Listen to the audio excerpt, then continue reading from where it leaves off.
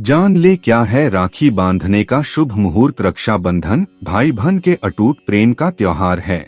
नमस्कार दोस्तों, स्वागत है आप सभी का महायोग टीवी चैनल में। मित्रों, आपको हम बता दें कि इस वीडियो में हम सभी बातों को बारी बारी से जाने की रक्षाबंधन कौन सी तारीख को मनाया जाएगा, क्या इसका शुभ समय रहेगा, इससे जुड़ी हुई सभी जानकारी को हम जानेंगे कि रक्षाबंधन की महत्वता 2024 में कितनी तारीख को रक्षाबंधन मनाया जाएगा, जो प्रतिवर्ष श्रावण मास की पूर्णिमा को मनाया जाता है।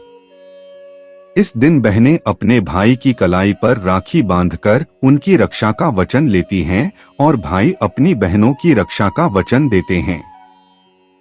यह त्योहार भाई बहन के बीच स्नेह, विश्वास और बंधन को मजबूत करता है। राखी बांधने के साथ ही मिठाइयां बांटी जाती हैं और घर में उत्सव का माहौल होता है। रक्षाबंधन सिर्फ एक त्योहार मात्र नहीं है, ये भाइयों और बहनों के बीच के संबंध को मजबूत करने का एक बहुत खूबसूरत जरिया भी है। रक्षाबंधन से जुड़ी एक खास बात बहुत कम लोगों को मालूम होता है कि भद्राकाल में राखी नहीं बांधनी चाहिए। शास्त्र और मुहूर्त शास्त्र में भद्राकाल को अशुभ माना गया है। ऐसे में राखी बांधने का शुभ मुहूर्त जानना बहुत जरूरी होता है। इसलिए आइए इस लेख में जानते हैं कि इस साल श्रावण मास की पूर्णिमा यानी रक्षाबंधन किस दिन पड़ रहा है। साथ ही ये भी जानेंगे कि भद्राकाल कब समाप्त हो रहा है और राखी बांधने का शुभ मुहूर्त क्या है। रक्षाबंधन तिथि हिंदू पंचांग के अनुसार श्रावण माह के शुक्ल पक्ष की पूर्णिमा तिथि को मनाया जाएगा और सरल करके लिखें तो ग्रेगोरियन कैलेंडर के अनुसार 19 अगस्त 2024 को रक्षाबंधन मनाया जाएगा। शुक्ल पक्ष की पूर्णिमा तिथि की शुरुआत 19 अगस्त को प्रातः 3:04 शुरू होगा और इसका समापन 19 अगस्त को मध्य रात्रि 11:55 पर समाप्त होगा। राखी बांधने का शुभ मुहूर्त हिंदू पंचांग के अनुसार राखी बांधने का शुभ मुहूर्त दोपहर 1:30 से रात्रि 9:07 तक रहेगा। कुल मिलाकर शुभ मुहूर्त 07 घंटे 37 मिनट का होगा। भद्राकाल पूर्णिमा तिथि के प्रारंभ के साथ भद्रा की शुरुआत, भद्राकाल की समाप्ति 19 अगस्त 2024 को दोपहर 1:30 पर भद्रा मुख, 19 अगस्त को प्रातः 10:53 से दोपहर 12:37 तक भद्रा पूंछ, 19 अगस्त को प्रातः 9:51 से प्रातः 10:53 तक भद्राकाल में नहीं बांधी जाती है। राखी भद्राकाल को शुभ नहीं माना जाता है।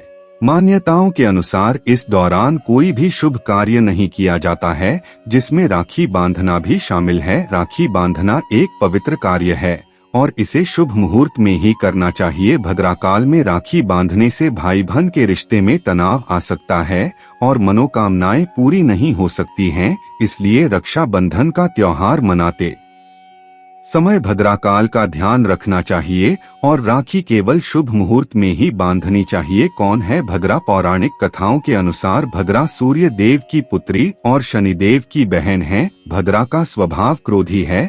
जब भद्रा का जन्म हुआ तो वह जन्म लेने के फौरन बाद ही पूरे सृष्टि को अपना निवाला बनाने लगी थीं। इस तरह से भद्रा के कारण जहाँ भी शुभ और मांगलिक कार्य, यज्ञ और अनुष्ठान होते वहाँ समस्याएं आने लगती हैं। इस कारण से जब भद्रा लगती है तब किसी भी तरह का शुभ कार्य नहीं किया जाता है। वैदिक ज्योतिष शास्त्र के अनुसार पूर्णिमा तिथि की शुरुआत आधा हिस्सा भद्रा काल होता है। यही वजह है कि रक्षाबंधन के दिन भद्रा का साया होने के कारण राखी नहीं बांधी जाती है। ज्योतिष में भद्रा काल का महत्व ज्योतिष शास्त्र की मान्यताओं के अनुसार चंद्रमा की राशि से भद्रा का वास तय किया जाता है। गणना के मुताबिक चंद्रमा जब कुंभ राशि, कर्क राशि, सिंह राशि या मीन राशि में होता है तब भद्रा पृथ्वी में निवास करके मनुष्यों को क्षति पहुंचाती है। वहीं मिथुन राशि, मेष राशि, वृषभ राशि और वृश्चिक राशि में जब चंद्रमा रहता है तब भद्रा स्वर्गलोक में रहती है एवं देवताओं के कार्यों में विघ्न डालती है। जब चंद्रमा धनु राशि, कन्या राशि, तुला राशि या मकर राशि में होता है तो भद्रा का वास पाताल लोक में माना गया है। भद्रा जिस भी लोक में रहती है वहीं प्रभावी रहती है। रक्षाबंधन 2024 तिथि भद्रा काल और शुभ मुहूर्त श्रावण पूर्णिमा तिथि आरंभ 19 अगस्त 2024 को सुबह 3:04। श्रावण पूर्णिमा तिथि समापन 19 अगस्त 2024 को मध्य रात्रि 11:55। राखी बांधने का शुभ मुहूर्त आरंभ दोपहर 1:30 के बाद। राखी बांधने का शुभ मुहूर्त समापन रात्रि 9:07 तक। भद्राकाल पूर्णिमा तिथि के प्रारंभ के साथ भद्रा की शुरुआत, भद्राकाल की समाप्ति 19 अगस्त 2024 को दोपहर 1:30 पर। भद्रा मुख 19 अगस्त को प्रातः 10:53 से दोपहर 12:37 तक। भद्रा पूंछ 19 अगस्त को प्रातः 9:51 से प्रातः 10:53 तक। मैं तो अब हम आपको ऐसी जानकारी बताने जा रही है जो आपको जानना बेहद खास और जरूरी है, इसलिए आप जानकारी को पूरा ही जाना, बीच में छोड़कर वीडियो को न जाएं। अभी तक आपने वीडियो को लाइक न किया हो तो जरूर कर दे। चलिए जान लेते हैं राखी से जुड़ी महत्वपूर्ण वक्त जानकारी। राखी को रक्षा बंधन के नाम से भी जाना जाता है।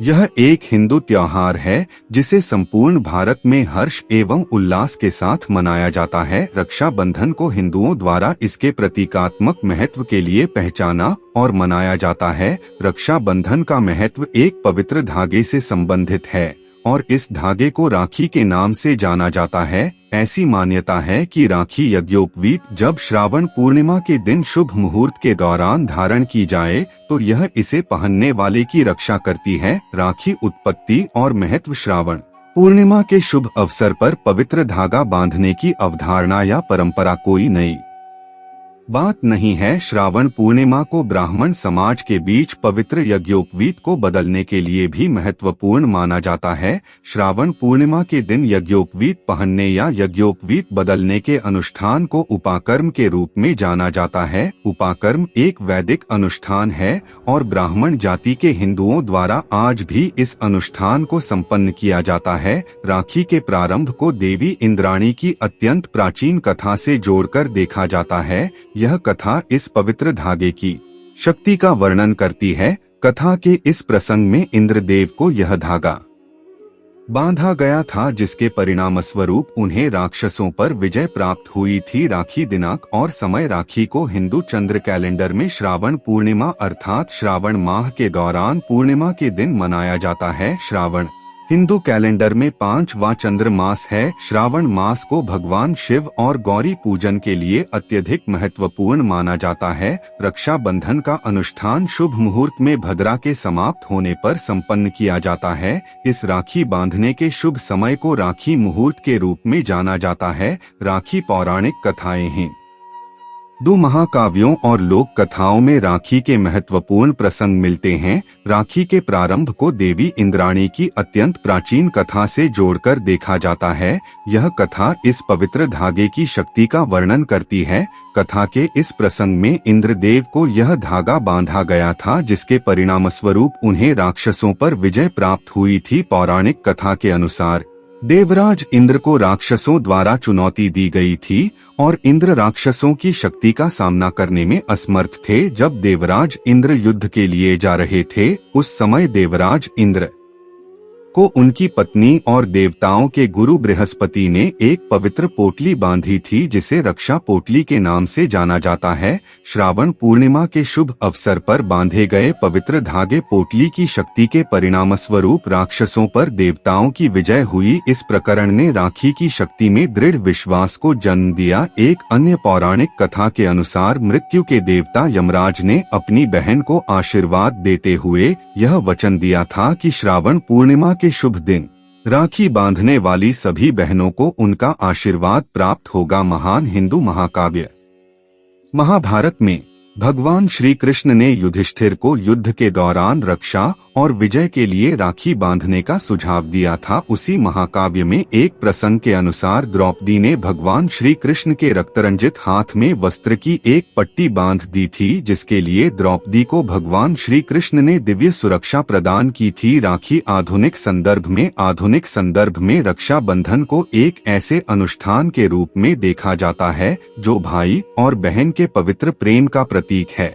जब एक बहन अपने भाई की कलाई पर राखी बांधती है तो यह राखी अपने भाई के प्रति एक बहन के अद्वितीय एवं आजीवन प्रेम और पवित्र बंधन को दर्शाती है। प्रेम और स्नेह के लिए कृतज्ञता के भाव के रूप में भाई अपनी बहन को हर तरह की परेशानियों से बचाने और उसकी सहायता करने का वचन देता है। इसीलिए राखी बहन भाई के पवित्र स्नेह बंधन की प्रतिनिधि है। राखी का पर्व इस रिश्ते की महानता को और इस बंधन की शाश्वत प्रकृति को बहुत ही प्रिय तरीके से पुष्ट करता है। वास्तव में राखी की शक्ति के प्रति दृढ़ विश्वास, भाई की दीर्घ आयु की कामना और बहन के लिए सुरक्षा का भाव प्रति वर्ष समय के साथ बढ़ता जाता है। आधुनिक भारतीय इतिहास भी हिंदू रानियों की कहानियों से भरा हुआ है। जब हिंदू रानियों ने जरूरत के समय में मुगल सम्राटों को राखियां भेजी थीं और इन सम्राटों ने राखी के बंधन का वचन और कर्म से सम्मान रखा था। इसीलिए राखी बांधने की इस पुरानी परंपरा की लोकप्रियता भाई बहन के बीच पवित्र प्रेम और स्नेह के बंधन की स्वीकृति है। राखी अनुष्ठान राखी के उत्सव पर विभिन्न रस्मों को संपन्न किया जाता है। इसमें बहन भाई की आरती उतारती है, भाई की दीर्घ आयु के लिए प्रार्थना करती है। भाई की कलाई पर राखी बांधने से पहले भाई के मस्तिष्क पर लाल टीका लगाती है। राखी की रस्म के बाद बहन अपने भाई को मिठाई और पारंपरिक घरेलू व्यंजन खिलाती है, जो सामान्यतः बहन द्वारा तैयार किए जाते हैं।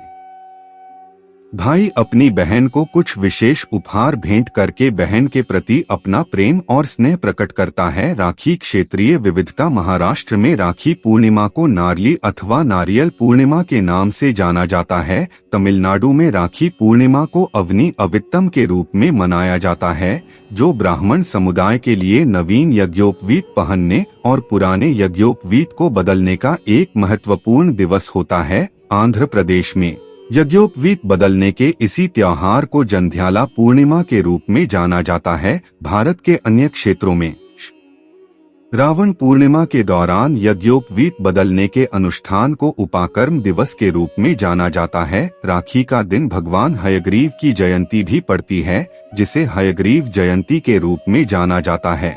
एक भविष्य पुराण में कहीं पर लिखा है कि सबसे पहले इंद्र की पत्नी शची ने वृत्रसुर से युद्ध में इंद्र की रक्षा के लिए रक्षा सूत्र बांधा था। इसलिए जब भी कोई युद्ध में जाता है तो उसकी कलाई पर कलाया, मौली या रक्षा सूत्र बांधकर उसकी पूजा की जाती है। देवी लक्ष्मी ने राजा बलि को अपना भाई बनाकर हाथों में अपने पति की रक्षा के लिए यह बंधन बांधा था और अपने बंधक पति श्रीहरि विष्णु को अपने साथ ले गई थी।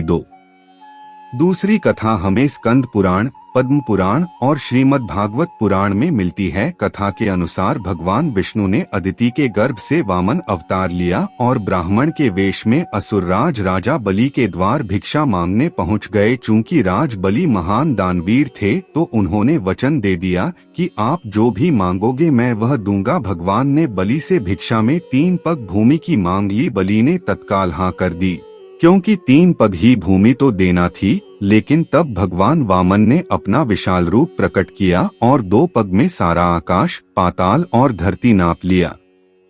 फिर पूछा कि राजन अब बताइए कि तीसरा पग कहाँ रखूं? तब विष्णु भक्त राजा बलि ने कहा, भगवान आप मेरे सिर पर रख लीजिए। और फिर भगवान ने राजा बलि को रसातल का राजा बनाकर अजरमर होने का वरदान दे दिया। लेकिन बलि ने इस वरदान के साथ ही अपनी भक्ति के बल पर भगवान से रात दिन अपने सामने रहने का वचन भी ले लिया। 3 भगवान को वामनावतार के बाद पुनः लक्ष्मी के पास जाना था, लेकिन भगवान ये वचन देकर फंस गए और वे वहीं रसातल में बलि की सेवा में रहने लगे। उधर इस बात से माता लक्ष्मी चिंतित हो गई।